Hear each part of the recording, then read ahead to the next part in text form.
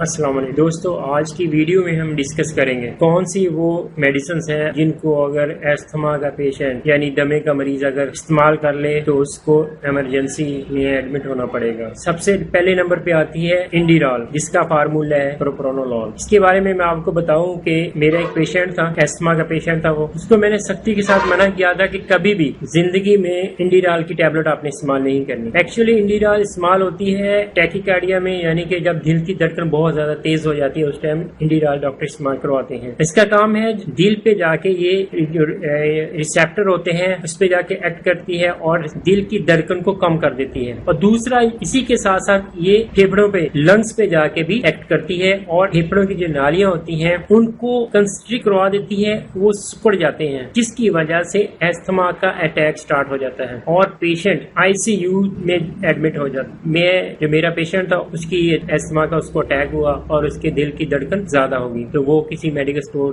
पे गया। उसने कहा कि मेरी, जैसे आजकल पाकिस्तान में है कि हर मेडिकल स्टोर वाला डॉक्टर बना हुआ होता है, उसने कहा मेरे दिल की धड़कन ज्यादा हो गई है तो आप मुझे कोई ऐसी मेडिसिन दें जिससे मेरे दिल की धड़कन कंट्रोल में हो जाएगी। उस मेडिकल स्टोर वाले ने उसको उठा के इंडिरॉल दे दी, जिससे उसके एस्थमा तो दिल की धड़कन तो क्या ठीक होनी थी, उसको एस्थमा का ऐसा सीवियर अटैक हुआ कि वो 3 दिन तक इंटेंसिव केयर यूनिट में रहा, आईसीयू में रहा। उसके बाद उसको वापस आया, अल्लाह ने इसको बचा लिया। इसलिए बिल्कुल कभी भी जब भी एस्थमा का पेशेंट की दिल की धड़कन तेज हो तो इंडिरॉल कभी भी रिकमेंड नहीं करूंगा, बल्कि इसके साथ मैं आपको कहूंगा कि अगर दिल की धड़कन एस्थमा वाले पेशेंट की ज्यादा हो जाए तो एक मेडिसिन होती है डिजॉक्सिन, उसकी एक टैबलेट सुबह दोपहर शाम इस्तेमाल करें, तो ये भी दिल की धड़कन के लिए बेस्ट है उन पेशेंट के लिए जिनको एस्थमा का अटैक, एस्थमा के मरीज हो। दूसरे नंबर पे जो कंट्राइंडिकेशन है एस्थमा के पेशेंट के लिए, दमे के मरीज के लिए, वो है एस्पिरिन यानी कि डेस्पिरिन। और तीसरे नंबर पे जो मेडिसिन आती है जो कि दमा के मरीजों के लिए जहर कातिल है, वो आती है ब्लड प्रेशर की दवा,